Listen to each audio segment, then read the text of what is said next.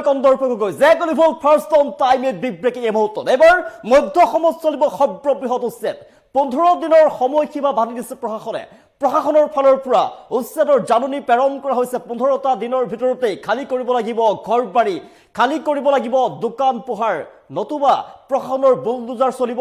প্ৰশাসনে চলাব বৃহৎ উচ্ছেদ হৈছে জনাইছে মুহূৰ্তত মধ্য অসমত চলিব এবাৰ সৰ্ববৃহৎ উচ্ছেদ পুনৰ উচ্ছেদ অভিযান জুৰিয়াত বৃহৎ উচ্ছেদৰ বাবে সাজু হৈছে নগাঁও জিলা প্ৰশাসন বৃহৎ উচ্ছেদ চলিব 15 দিনৰ ভিতৰতে ভূমি ত্যাগ কৰাৰ নিৰ্দেশ প্ৰদান কৰিছে প্ৰশাসনে 15টা দিন সময়সীমা বান্ধি দিছে 15টা দিনৰ ভিতৰতে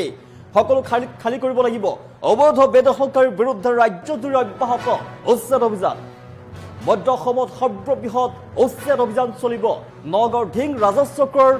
আলিটাঙনি মৌজাৰ দলগাঁৱত প্ৰশাসনৰ উচ্ছেদৰ জাননী প্ৰেৰণ কৰা হৈছে 15টা দিনৰ বাবে সময়সীমা বান্ধি দিছে দলগাঁৱৰ 465 নং চৰকাৰী দাগৰ পৰা 7 দিনৰ ভিতৰত বেদখলকাৰীক আঁতৰাৰ জাননী প্ৰেৰণ কৰা হৈছে আৰু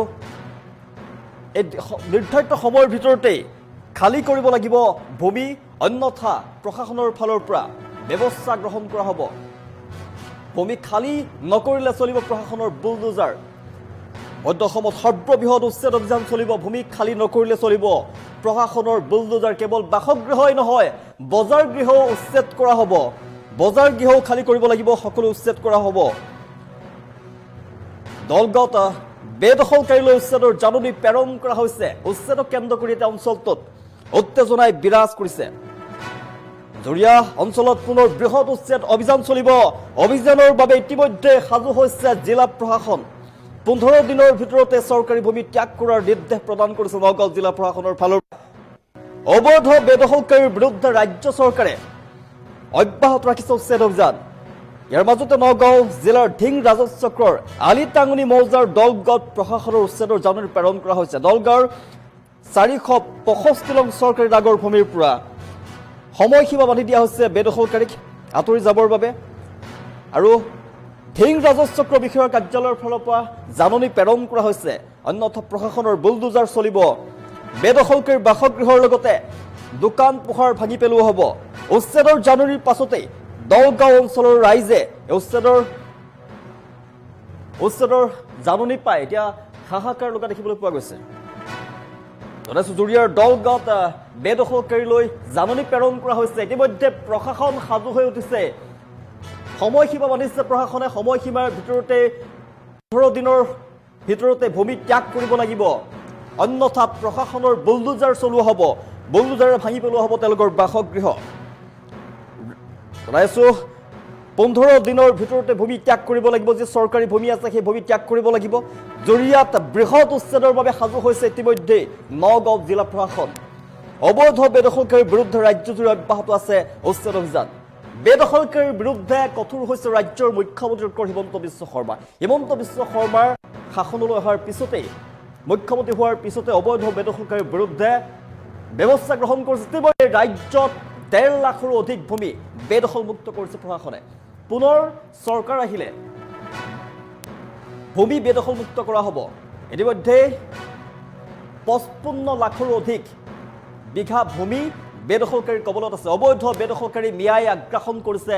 চৰকাৰী ভূমি জলাশয় সত্ৰৰ মাটি মন্দিৰৰ মাটি খিলঞ্জীয়াৰ মাটিসমূহ আগ্ৰাসন কৰিছে আৰু এই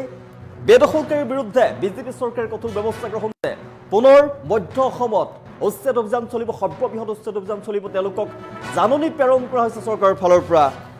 যদি সময়সীমাৰ ভিতৰতে তেওঁলোকে দোকান পোহাৰ ঘৰ বাৰী তাৰ পৰা এৰি আঁতৰি নাযায় তেনেহ'লে প্ৰশাসনৰ ফালৰ পৰা বুলডোজাৰ চলোৱা হ'ব কঠোৰ হাতেৰে তেওঁলোকক উচ্ছেদ কৰা হ'ব জৰিয়তে বৃহৎ উচ্ছেদৰ বাবে সাজু হৈছে ইতিমধ্যে নগাঁও জিলা প্ৰশাসন 15 দিনৰ ভিতৰতে ভূমি ত্যাগ কৰাৰ নিৰ্দেশ প্ৰদান কৰা হৈছে চৰকাৰী ভূমি 15টা দিনৰ ভিতৰত ত্যাগ কৰিব লাগিব আৰু দলগাঁৱৰ 465 নং চৰকাৰীৰ পৰা 7 দিনৰ ভিতৰতে বেদখলকাৰীক আঁতৰ কৰাৰ জাননী প্ৰেৰণ কৰা হৈছে নিৰ্ধাৰিত সময় দিয়া হৈছে আৰু সময়তে খালী কৰিব লাগিব ভূমি খালী নকৰিলে চলিব প্ৰশাসনৰ বুলডোজাৰ কেৱল বাসগৃহই নহয় বজাৰ গৃহ উচ্ছেদ কৰা হ'ব দোকান পোহাৰ সকলো উচ্ছেদ কৰা হ'ব উচ্ছেদৰ পিছতে তেওঁলোকৰ মাজত লাগিছে হাহাকাৰ দৃশ্যাংশ দেখুৱাইছো দলগাঁৱৰ এই ভূমিত অবৈধভাৱে দোকান পোহাৰ তেওঁলোকে বহাই তাতে ব্যৱসায় কৰি আহিছিল আৰু সেই চৰকাৰী ভূমিৰ পৰা তেওঁলোকক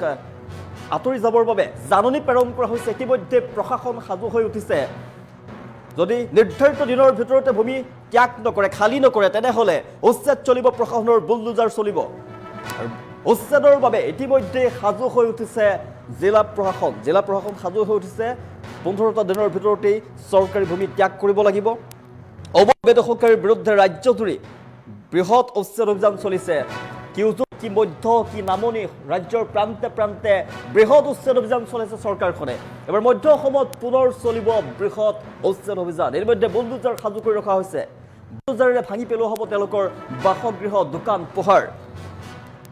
নিৰ্ধাৰিত সময়ৰ ভিতৰতে খালী কৰিব লাগিব ভূমি যদি খালী নকৰে তেনেহ'লে চলিব প্ৰশাসনৰ বুলডোজাৰ কেৱল বাসগৃহই নহয় জনাইছো কেৱল বাসগৃহই নহয় বজাৰ গৃহ উচ্ছেদ কৰা হ'ব চৰকাৰী ভূমিত দীৰ্ঘদিন